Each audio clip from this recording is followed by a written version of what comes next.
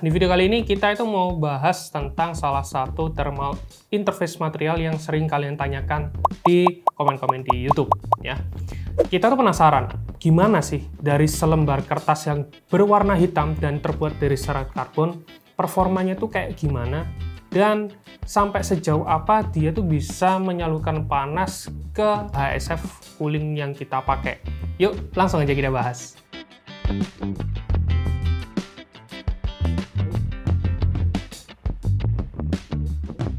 Karbonat ini diproduksi dan dikembangkan oleh produsen ternama yaitu Thermal Grizzly. Karbonat terbuat dari serat karbon, di mana serat karbon itu sangat bagus dalam membantu transfer panas.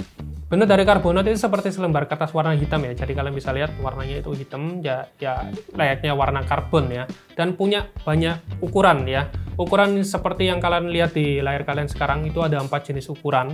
Jadi yang masuk di Indonesia itu cuma 2, yaitu ukuran 32x32 dan ukuran 38x38. Yang 32x32 itu untuk jenis prosesor seperti Intel, tentunya bukan Intel yang untuk soket terbaru yaitu LGA 1700, tapi untuk LGA yang kisaran 115X ataupun 1200. Sedangkan yang 3838 itu untuk prosesor HEDT ataupun prosesor AMD untuk soket AM4. Lalu bagaimana untuk GPU? Ya, itu kalian bisa potong sesuai dengan ukuran die GPU yang kita pakai nantinya.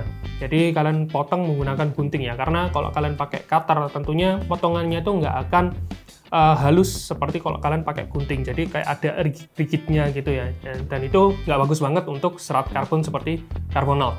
Uniknya, karbonat ini bisa kalian pakai berkali-kali asalkan tidak sobek pada bagian tengah-tengahnya ya. Kalau bagian pinggir itu masih bisa diakali, tapi kalau bagian tengah-tengah pada IHS prosesor ataupun die GPU yang kalian pakai, tentunya pentransferan panas itu tidak akan maksimal karena berlubang ya. Jadinya kalau itu sobek di tengah-tengah, kalian harus membeli karbonat baru.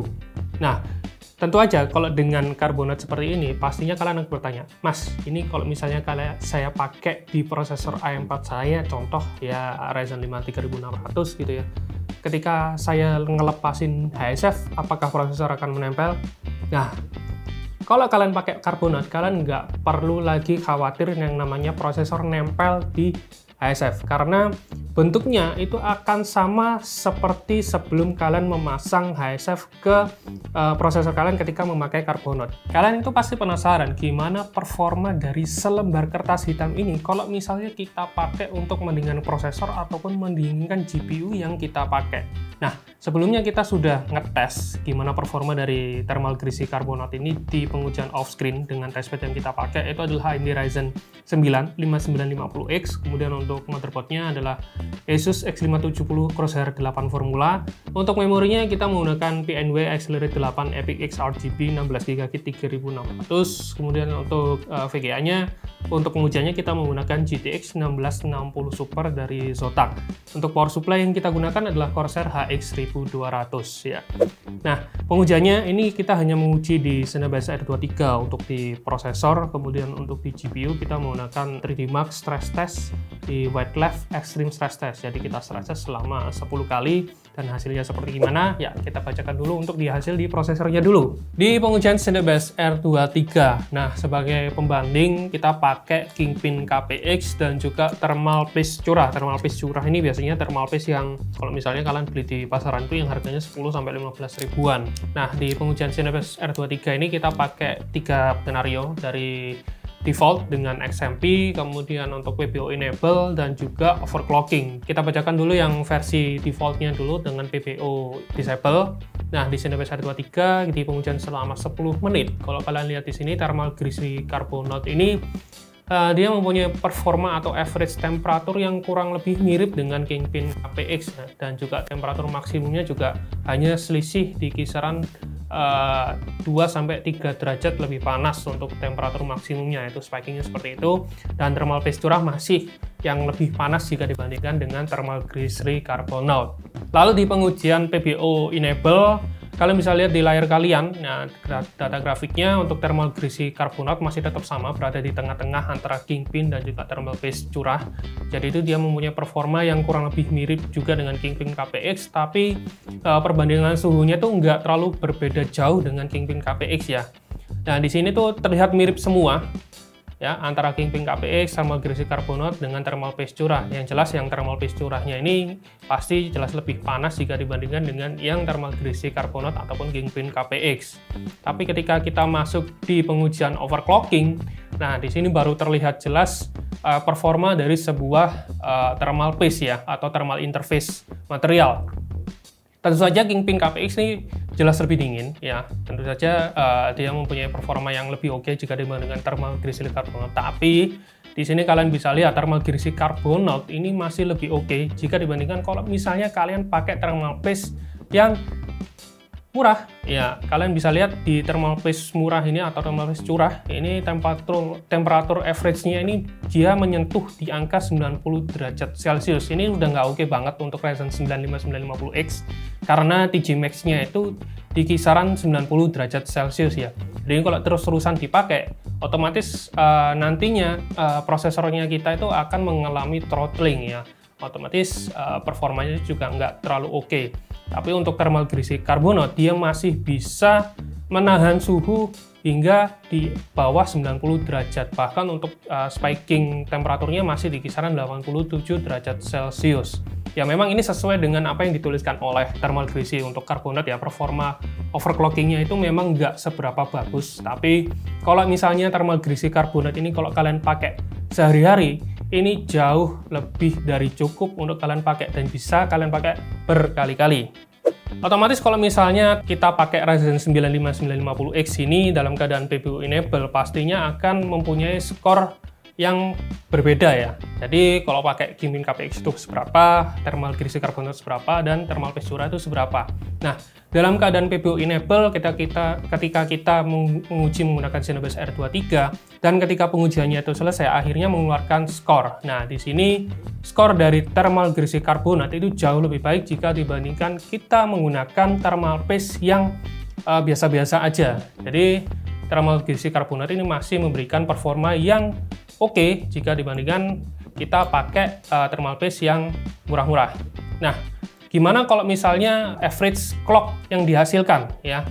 Average clock yang dihasilkan ketika kita menggunakan Ryzen 9 yang 5950X ini, thermal greasy carbonate ini masih memberikan average clock yang mendekati thermal paste Kingpin KPX yang biasa kita gunakan. Jadi masih di kisaran 4,4 GHz ya. Sedangkan kalau kita pakai thermal paste yang harganya kisaran 10-15 ribuan, dia hanya bisa mencapai di 4,3 GHz. Jadi otomatis thermal greasy carbonate ini jauh lebih oke kalau kita pakai sehari-hari. Kalau misalnya kita pakai carbonate ini di GPU gimana Bang? Nah, di pengujian GPU ini kita menggunakan 3 thermal paste ya. Yang pertama adalah thermal paste bawaan dari GPU. Jadi GPU-nya yang kita pakai adalah GTX 1660 Super dari Zotac. Berikutnya adalah carbonate dan yang paling akhir ada di KPX atau Kingpin KPX. Nah, kita bacakan dulu hasil di GPU temperaturnya. Di sini kalian bisa lihat untuk thermal paste bawaan dengan carbonate ini hasilnya ini kurang lebih mirip ya. Jadi ini bisa sebagai solusi buat kalian kalau misalnya thermal paste bawaan dari VGA kalian itu sudah mengering, tentunya pasti dia itu akan memiliki performa yang buruk. Jadi ketika dia mentransfer panas ke heatsink bawaan dari GPU itu pastinya akan nggak terlalu bagus dan hasilnya akan lebih parah ya temperaturnya. Nah, untuk KPX yang jelas dia memiliki performa yang lebih oke jika dibandingkan dengan carbonate, tapi di sini hasilnya itu selisihnya nggak berbeda jauh sekali. Jadi bedanya cuman kisaran 1 derajat malah ya.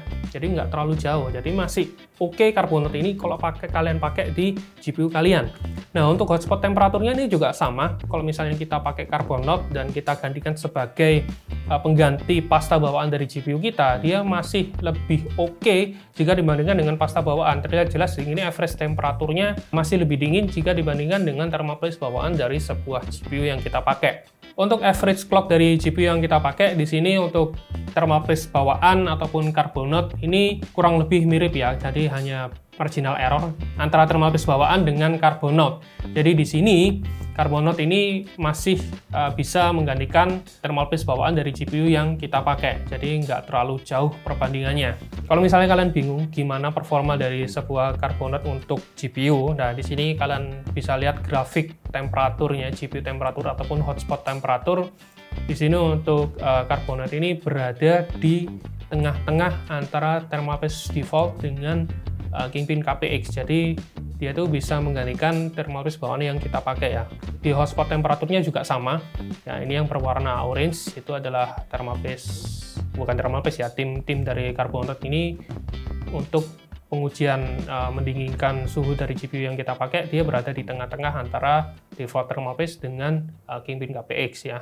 Oke, dari hasil pengujian yang kita lakukan tadi ya, kalian bisa lihat performa dari thermal grizzly Carbonaut ini masih bisa kita setarakan ya dengan thermal paste mahal seperti contoh Kingpin KPX yang kita pakai di hasil pengujian kali ini ya, untuk sebagai batas atas untuk perbandingan thermal grizzly Carbonaut. Nah, yang lebih menarik lagi dari thermal grizzly Carbonaut itu adalah proses pengaplikasiannya. Proses pengaplikasian itu cukup mudah, tinggal kita keluarin Carbonautnya dari packagingnya, terus kita sesuaikan ukurannya dengan die processor ataupun GPU yang akan kita pakai di CPU kita. Jadi tinggal digunting, ataupun kalau misalnya ukurannya sama ya 38x38 untuk AMD ya tinggal dipasang aja di atas IHS processor yang kita pakai.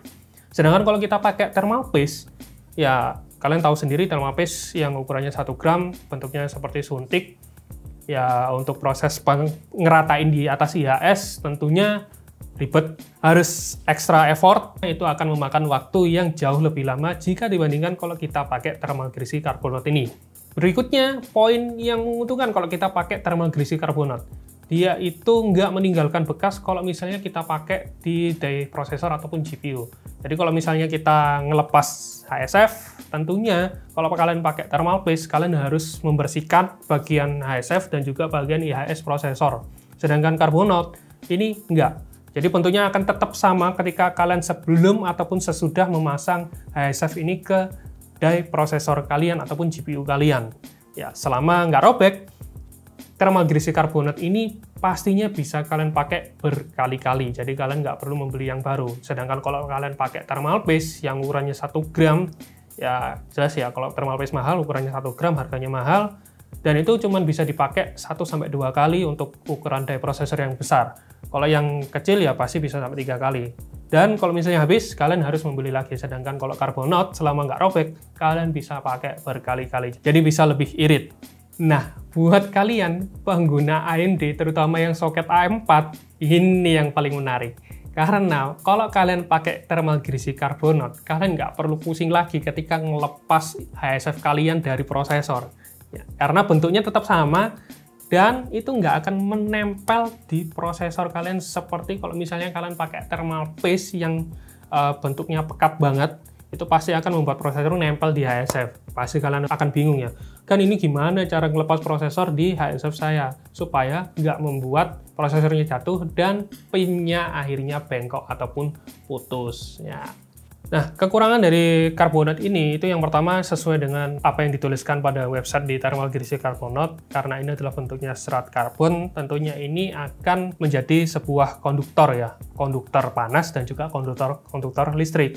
Jadi kalau misalnya kalian pakai Carbonaut ini di die GPU, terutama ya di die GPU, karena di sekitar die GPU itu ada transistor, pastikan Carbonaut ini tidak menyentuh di area sekitar die GPU, dan kalian masih bisa mengakalinya dengan menggunakan Kapton tape ataupun dengan menggunakan nail polish ya. Jadi area transistor itu kalian tutupi dengan Kapton tape ataupun dengan nail polish. Nah, sebenarnya kita sudah uji si Carbonaut ini dengan menggunakan avometer, dan kita pakai untuk hambatan, dia tuh nggak ada kontak sama sekali. Jadi avometernya kita itu nggak menimbulkan bunyi. Kalau misalnya ada konduksi atau konduktor aliran listrik antara minus dan plus, itu pastinya avometer kita tuh bunyi, dan ini nggak ada bunyi sama sekali. Tapi jaga-jaga, kalau misalnya memang apa yang dituliskan sama thermal grizzly Carbonaut ini benar, ya kalian bisa melapisi Kapton tape ataupun dengan nail polish tadi yang seperti saya sebutkan. Selama ini masih belum ada review seberapa tahan si thermal grizzly Carbonaut ini kalau misalnya dipakai berkali-kali. Tapi tentunya thermal grizzly Carbonaut ini ya seperti yang saya sebutkan tadi masih bisa dipakai berkali-kali kalau misalnya nggak robek. Ya kalau robek ya kalian harus membeli yang baru. Supaya apa? Supaya bisa menjaga performanya tetap stabil. Nah, cocoknya buat siapa si thermal grizzly Carbonaut ini? Ya buat kalian yang memang males banget ngeratain thermal paste ya, ataupun yang trauma dengan lengketnya prosesor ke HSF. Jadi kalian nggak perlu ribet lagi, tinggal lepas dari packagingnya, pasang di die prosesor ataupun GPU, dan kalian pasang HSF. Jadi buat kalian yang tertarik untuk membeli thermal grizzly carbonate, ya carbonate ini mempunyai 4 jenis ukuran, tapi yang masuk di Indonesia itu cuma 2. Jadi 32x32 itu harganya di kisaran 220 ribuan, sedangkan yang ukuran 38x38 itu harganya di kisaran 270 ribuan. Bang, kok mahal? Ya, seperti yang saya sebutkan tadi di depan. Ya, keuntungannya mudah pengaplikasian, bisa kalian pakai berkali-kali, dan tahan lama. Sekian video pengujian thermal grizzly carbonate dari kami tim ARX. Kalau kalian suka baca artikel dan news, jangan lupa mampir di website kita di arx.co.id. Kalau kalian punya Instagram dan TikTok, jangan lupa follow Instagram dan TikTok kita di @arxidmedia. Suka dengan video kali ini, jangan lupa klik like, komen di bawah kalau kalian masih punya banyak pertanyaan mengenai thermal grizzly carbonate ini ya. Share video ini sebanyak-banyaknya, dan jangan lupa subscribe. Salim Mukhtar, ciao.